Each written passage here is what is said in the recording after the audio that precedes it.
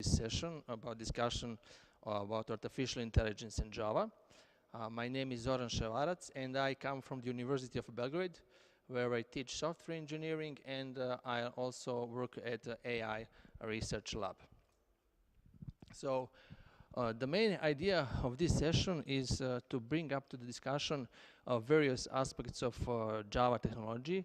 We'll focus on performance issues and how it affects the development of modern artificial intelligence application. As you probably all know, or you are aware of, that artificial intelligence is a big buzz at the moment. Everybody's doing some kind of big data, data science, machine learning, deep learning, and things like that. And things started moving forward like a few years ago, with deep learning as one of the main driving forces. However, if you take a look at the market, you'll probably notice that there are almost all new developments in open source and research tools developed in other languages, not Java, mainly C++ and Python. Also, there are many Java machine learning libraries also available, like Weka, like Java machine learning library, like RapidMiner, and many others. Well, the reason for this, in my opinion and experience, it seems to be that the existing Java solutions are slower, they are more complex to use, and many of them rely on native libraries, which introduce many compatibility issues and portability issues, and make everything much lower development experience. So, in some general opinion, mine, as Java is a little bit falling behind as a development platform for artificial intelligence, and this session is to see what can be done about that. Now, I must say that all that I'm going to say today about this topic is purely based on my personal observation and experiences, so I might be wrong. So I kindly ask you that if you have some more information and I'm wrong about something, to bring it up to discussion and let me know, and to correct me. So when we say AI, it's a pretty broad thing, many sub-disciplines, and currently the hot buzzwords are listed here. Many of them actually represent kind of synonyms, but you know, when you do rebranding, you can have better chance in selling them.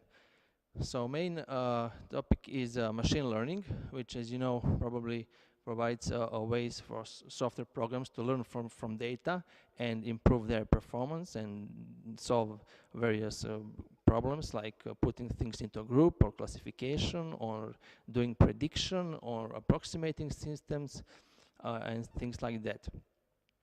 Then a specific subfield of machine learning is deep learning and neural networks. Again, deep learning is just a specific type of neural networks which are being developed for the last few years intensively and have much success in solving problems in computer vision, text analysis, and in pattern recognition in general. Now, why they become so popular is they introduced new techniques which help solve some problems related to data preparation. Since data preparation is a big problem, for example, you don't have to worry about the different orientation of images and variations in your data set. Another thing that is around is big data, okay? When you want to teach your software to learn from some data, you have to gather data, and the more data you have, you'll be able to create better models. So there are tools which are luckily at the moment mostly covered by the Java platform. Yes, there is Hadoop and Spark and the whole ecosystem. And all together, you know, there is a term occurring, you call it analytics. So you gather some huge amount of data and you analyze them using machine learning algorithms. So another hot topic is prediction. So you are trying to predict some events either in financing, either on market, the user behavior, and so on. Another buzzword is all these systems are called cognitive applications or cognitive system. The best example is IBM Watson. Uh, and one of the very popular latest development are computer vision and image recognition applications. Also, we see speech recognition, which are mainly used for analyzing, for example, support services, or with that we also need a natural language understanding. So we recognize the text, and then we want to know the meaning of that text. We need to have some kind of processing. Now, the trend for the last 2 years is providing these services as cloud-based services. So we have many cloud AI providers. Almost all big names provide some kind of AI services like IBM, Oracle, Microsoft, and Google. And the latest development trend is to build those AI assistants. So when we see that we have all this at the moment, we can clearly see, and it's what everybody says, that AI is the next big thing to happen.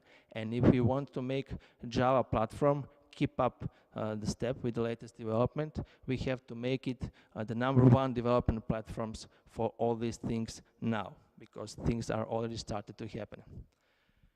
Now, as you all seen, the deep learning is one of the main driving forces at the moment, and the most popular framework on the market are implemented in C++, Python, and Lua, and you list them. It's a Caffe, Torch, or TensorFlow. Those are all deep learning frameworks. The reason why they provide better performance is they are all based on using GPUs. Okay, so GPU is the main horsepower of the AI, processing large amounts of data very quickly. So, for example, training some data sets like with the 2 million images may take 5 days. So if you don't do it on a GPU, it may take few more weeks. So it's a big issue. And all these things are using specific APIs designed for these GPUs, like CUDA from NVIDIA or OpenCL for parallel computing. At the same time, as I already mentioned, the thing with Java, because Java don't have good support for the GPU, although there are some initiatives for that, it is falling behind in performance. So Java is much slower. There are ways you can put Java in cluster computing, right, and use Spark, but again, you can distribute data, but again, it is still slower. Then if you use the native libraries, you have problems with portability. And if you want to create, for example, Internet of Things applications, then you have to compile and distribute for each device and each platform that you want to run it. Even if you try to run it with some of these frameworks in Java in combination, it is really dependency hell when you try to put all this together. And the only way to do it right is to recompile and install all these libraries from source, which is not easy things to do. And on different machines, even if they run same operating system, but some small differences in libraries, it's really a lot of work. So at the moment, if you want to use GPUs from Java, there are libraries that do that. For example, JCUDA and JOCL. Which are based on actually wrappers around native libraries. There is APARAPI, that is pure Java, but which is very slow. And then the thing I learned here at JCrit, there is lightweight Java gaming library, which provides some JOCL bindings. So if Yanis is here, he may give us some more information about that. Or if you don't want to use GPUs, you can use native libraries from Java using JNI, which is, for example, we have wrapper for OpenBLAS library, which is implementation of fast matrix operations, and we have a Java wrapper for that.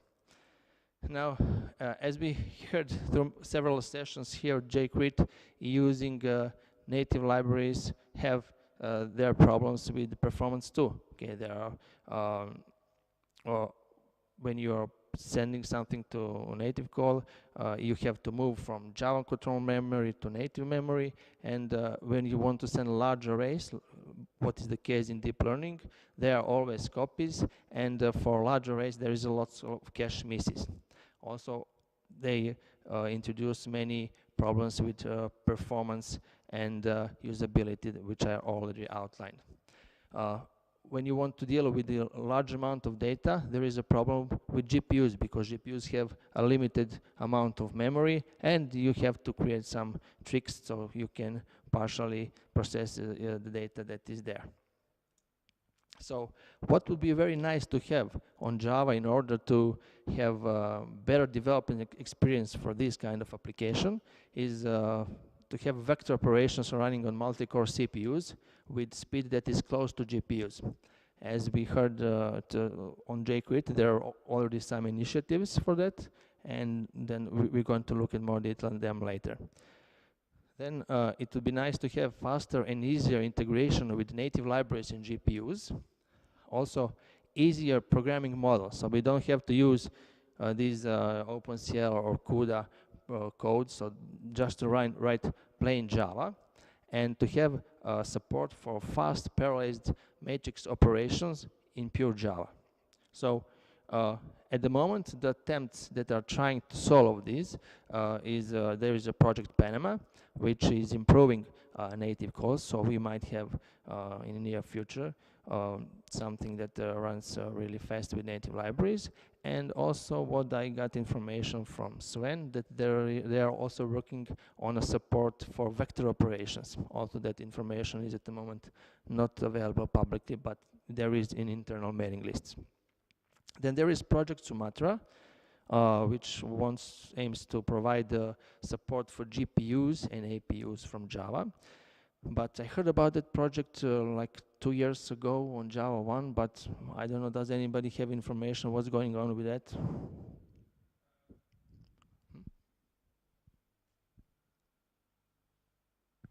I think Ivan said that is mostly dead. There's no update and no status on this project. Yes, that's what I noticed. It's an interesting thing to hear, but let's see why it's stuck. Then on the first day, there was information that there are ongoing work on a vector API, but I couldn't find on Google anything about that. Anybody knows where could we get information about the vector API?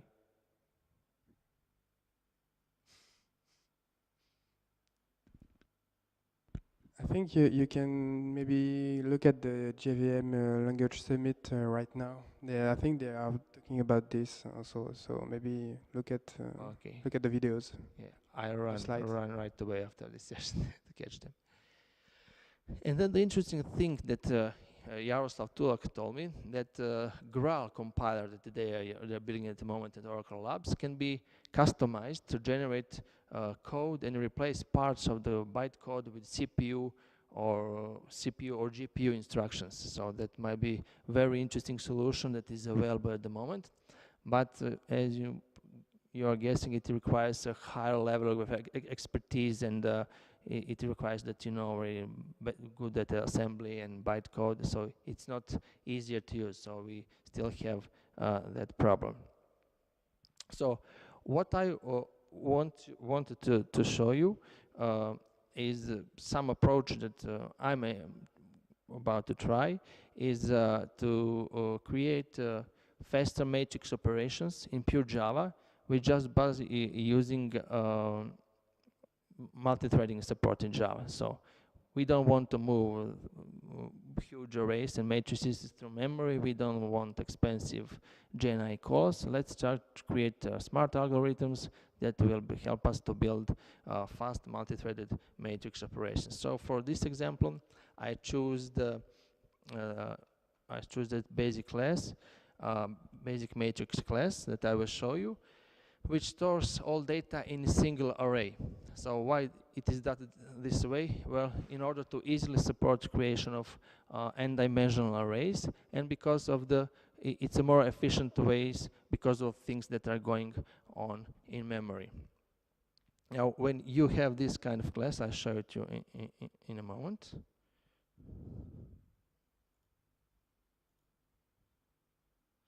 Sorry. Just because of the screen switch, I guess NetBeans have to.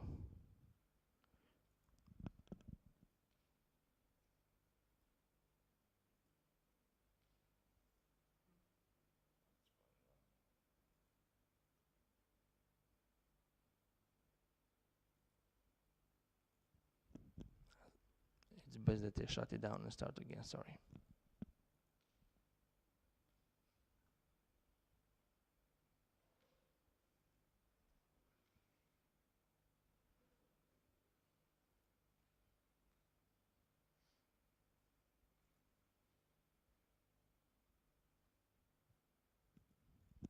So here's the basic matrix class. We have an array of doubles here, and we have two variables which stands for number of rows and columns in that matrix. So, sorry?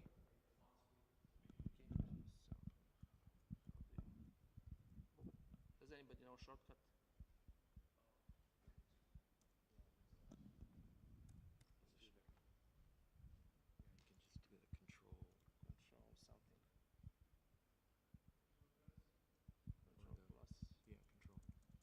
This isn't a Mac, is it? No, it's not.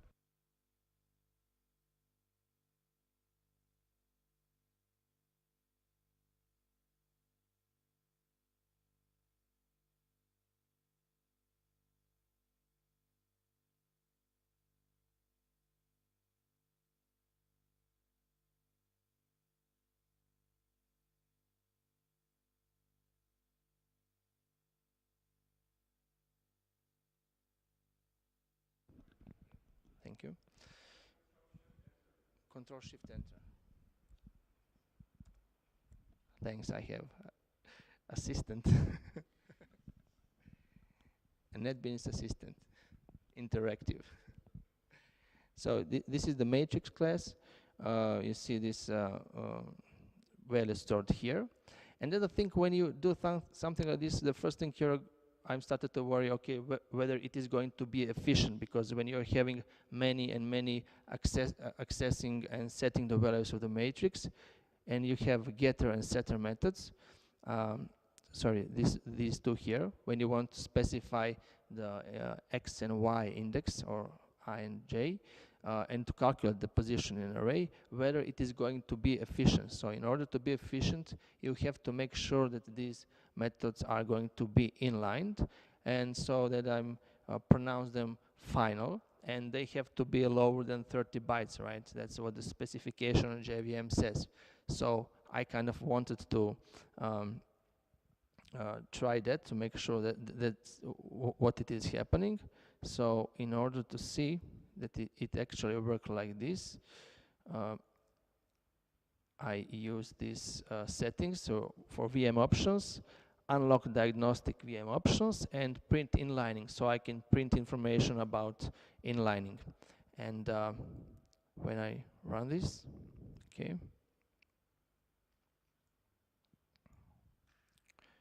we can see that these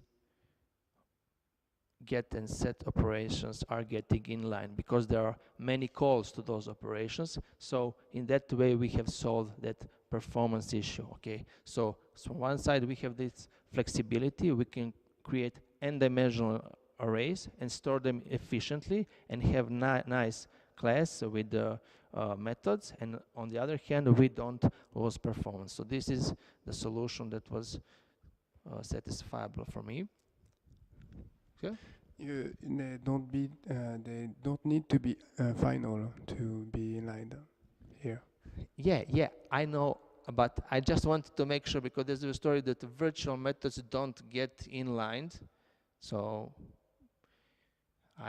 somebody says you have to, they have to be final. Somebody says they don't. So if you're saying that if I delete this, right? I mean, if you don't override it.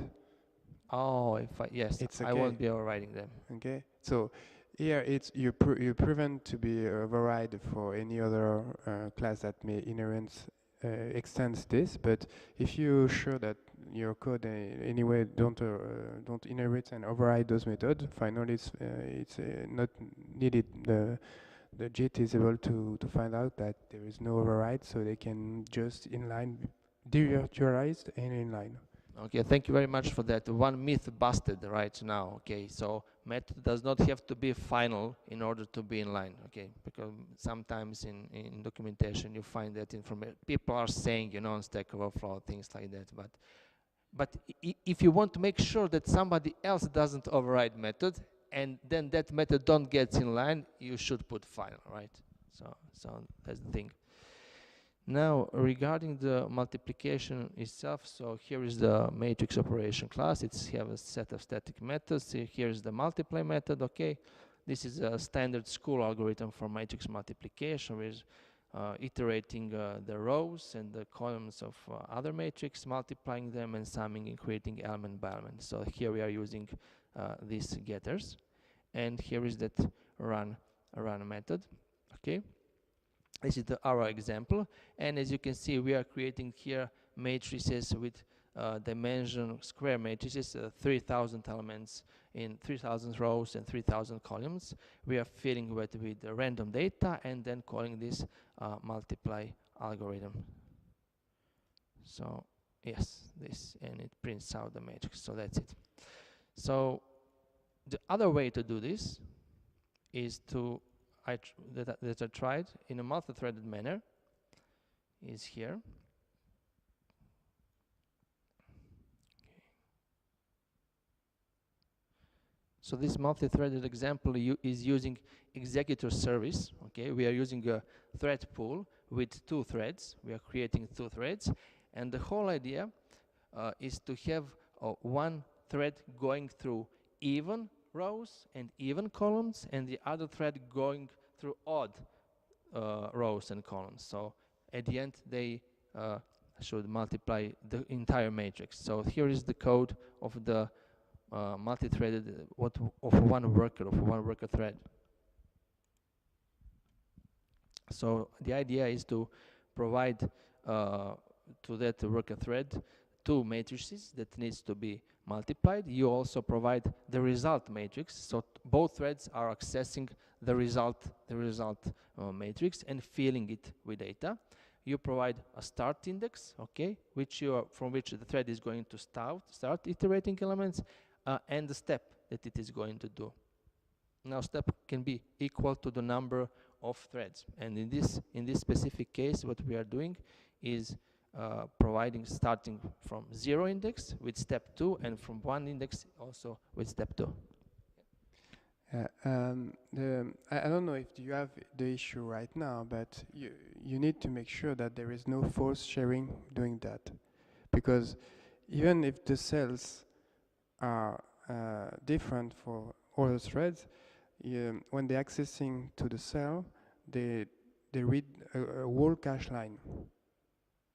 Okay, so it's 64 bytes usually. So they may access all several cells in a row. Okay, and if multiple threads accessing and writing those cells, if it's for reading, that's fine. But if you're writing, you have issues. But since they are accessing odd or even different cells, they are never accessing same cells. That's the thing. It can be different cells. It's always different cells. Yes, but if they are on the same cache line. So if they are on the same cache line. Cache line, okay. So when the CPU access cells, it fetch in fact 64 bytes. Mm-hmm. Okay, so it's not one cell each time. It's a bunch of cells. Oh, I see. Fits in 64 bytes. I see.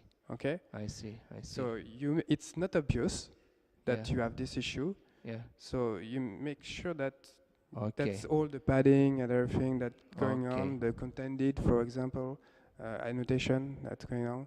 So you need to make sure, because it's very, very. Yes, volatile. You can have a very volatile should solve that, right? Pronouncing that field volatile.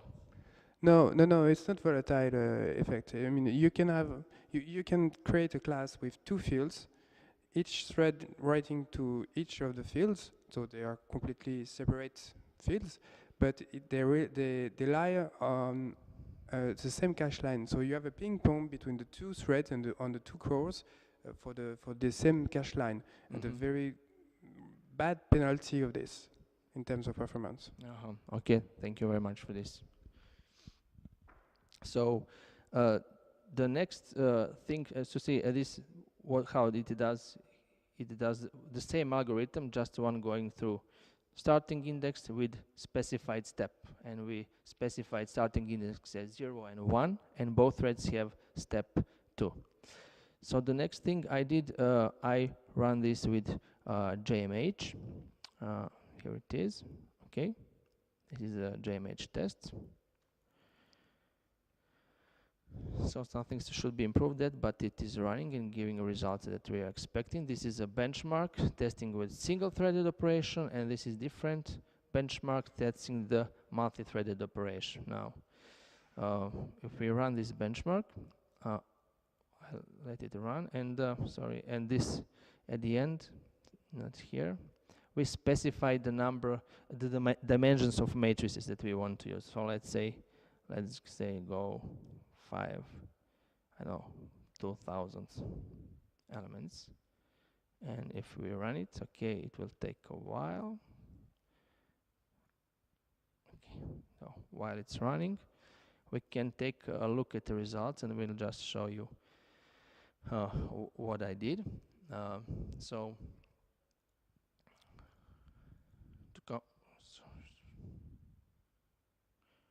So what we are benchmarking is benchmarking single and multi-threaded matrix multiplication with squared matrix of double values, and I have used different sizes: 100 times 100, 500 times 500, 1,000 by 1,000, 2,000 by 2,000, and 3,000 by 3,000. So the algorithm complexity for matrix multiplication is n to the power of 3. So in first case we have like we have 1,000,000 operations. In second case we have like 5,000,000 operations. When we have 1,000 by 1,000, we have 1,000,000,000 operations. 2,000 by 2,000, 4,000,000,000 operations, and 3,000 by 3,000, we have 9,000,000,000 operations. I use the farm form up iterations. I don't know if that's enough, but kind of look it is, and 5 measurement iterations. It's being benchmarked on this laptop with Java 1.8 with i7 Intel CPU. So here are the results. Okay, when we have a matrix of dimensions 100 times 100, the multi-threaded version is actually slower, so the workload is not big enough to justify the additional operations. But when we have 500 by 500, we can see the speed up, and the same speed up we can see in a further increase of this matrix dimension. So what we measured is we measured in throughput benchmark mode, which measures a number of times per second a benchmark method could be executed. Huh? 4. Yes, 4 real cores. I think 4 real threads, 4 cores.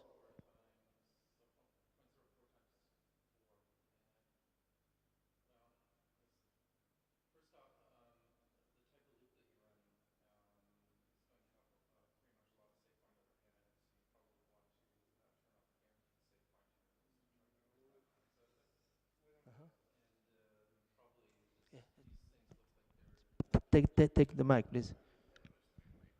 Right. Okay. So the one thing is, like, if you start doing the math in terms of the number of cores that you have, right? It seems like the speed ups are not correct. Yes. For some reason. It's not possible to adding 1 thread and have a speed up not more than 2.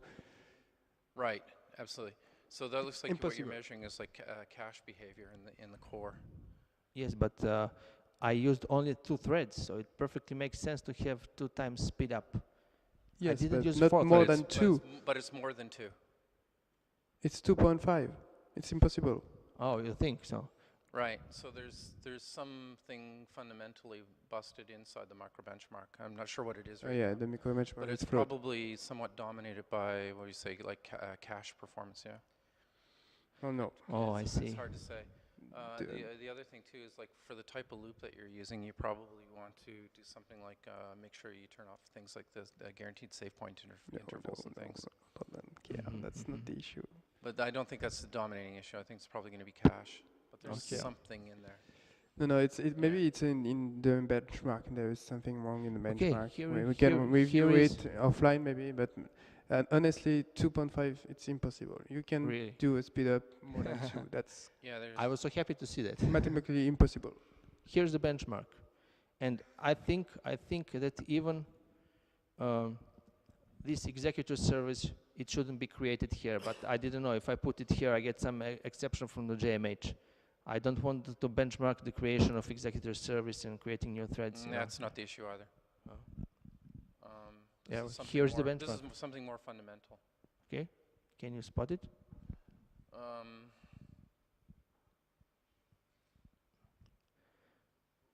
Because I was very happy when I saw these results. You can get 2 times with 2 threads. You don't have to create the executor into the benchmarked method. I mean, it makes no sense for me. Yeah, but when I try to put it here, I get some exception from JMH and it won't run at all. It runs once and then I get some kind of exception. I actually think this is measuring cache behavior, right? Because the scheduler is going to round robin the threads around, and if it's a single thread, it's going to probably end up with more cache misbehavior. I think it's a thing up to the JMH. What machine are you running actually? Are you running Linux? Yes, Linux, Ubuntu with Ubuntu, yeah. i7 Intel. Yeah. So let's move on. Let's keep take going, this offline, and we will see your benchmark. Okay.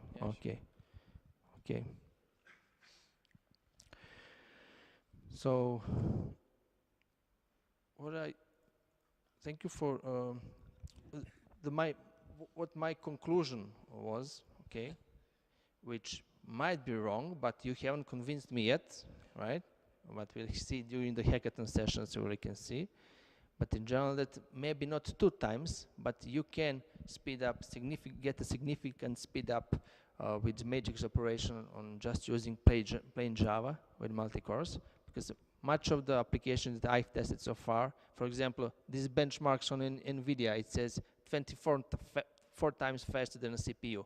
But when you download something and start, probably they've been running on a CPU on a single core because of the internal configuration of the OpenBLAS. Very few people really compile it. What we have seen that on small matrices, this multi-threading is much slower. And this definitely needs to be further investigated, and we are going to do this on JQuit, on a hackathon. I propose actually the hackathon session about this, so we can see all the things that Kirk and Jean-Philippe here outlined. How much is the speed up? So would the adding more threads would make things faster? Well, very likely. You can easily add not 2, but 4 or more threads, which should be roughly corresponds to the number of cores or threads on a CPU.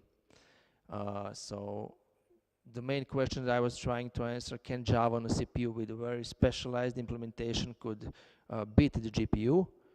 Well, I think it could, so it is a work in progress. And if that could be achieved, I think that it will be big win for Java in the area of AI, for big data, machine learning, and scientific computing. So I open discussion if you have anything to say more. And this is a slide just for you. I won't comment at the moment. Maybe I missed something here, but you've got your n-dimensional arrays boiled down to a single-dimension array, and then you go through the square bracket indexing operations through the inlined setters and getters, but there's bounds checking going on every time you do that, right? And you can get that, you can turn that off. How does that work? The JIT is able to eliminate the bound checking, so it's not an issue.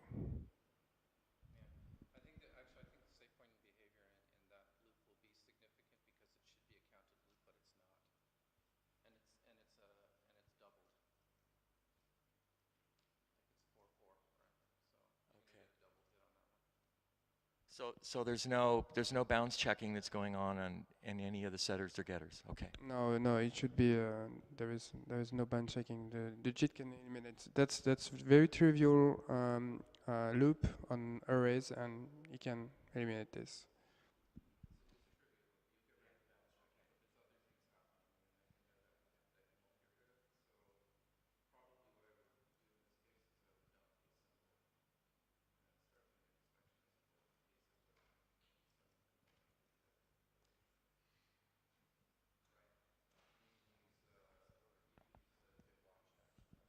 Yes, yes. I actually planned to do JIT-Watch to see what's going on. Quite Chris is not here this year. I thought he was coming. Yeah, Simon is too bad. I was counting on him, but you could help also. I see. Okay, thank you very much. Yeah? If I can make a comment, the work you presented can help actually popularize Java in the scientific computing area, I would say in general, not necessarily artificial intelligence, because only part of AI relies on parallel computation. And I'm not sure if pushing in this direction will make Java more popular within the AI community. It seems to me that other qualities and characteristics of Java can be more useful to the AI community, not necessarily speed. In fact, one of the most popular textbooks used around is the Russell and Norvig book for AI, and there is a Java repository for all the algorithms in the book.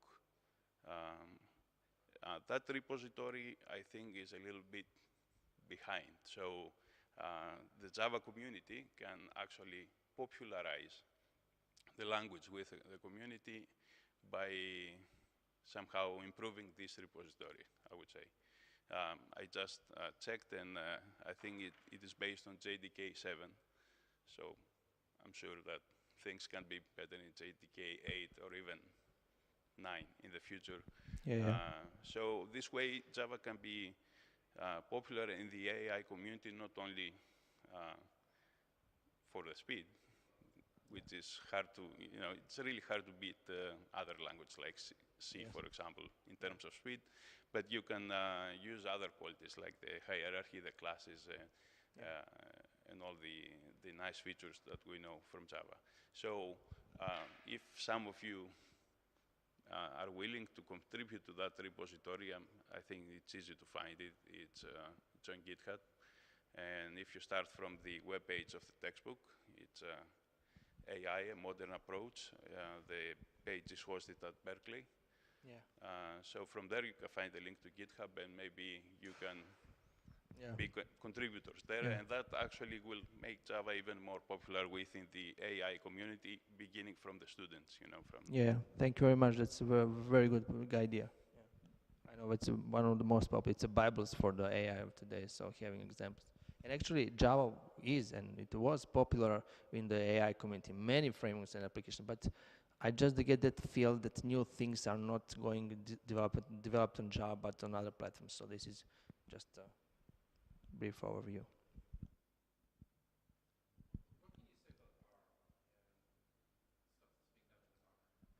Well, I think it's very easy to use, for the people who are used to statistics and things like MATLAB and like that. So it's not for developers, but for Java developers. Me as a Java developers, I'm more used to Java, but people that are not so, that are starting and that are good with statistics, it is very easy to run very specific algorithms. You have much less coding to do, and you can very easily run various visualization and analysis. So it makes things very faster, for.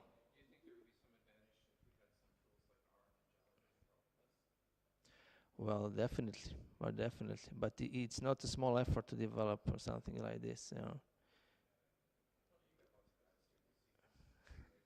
Yes. And Python is also one of the important languages. Python is really extensively used in that area with this scikit and NumPy and some libraries. They're very, very easy, much less coding, much less effort to do this specific kind of task. So it will be very helpful to have tools and libraries that could help in that domain. Yes. Sorry, we did. So I mean, I wanted to do an analytics session, but it didn't make the cut for whatever reason. Because I mean, in our opinion,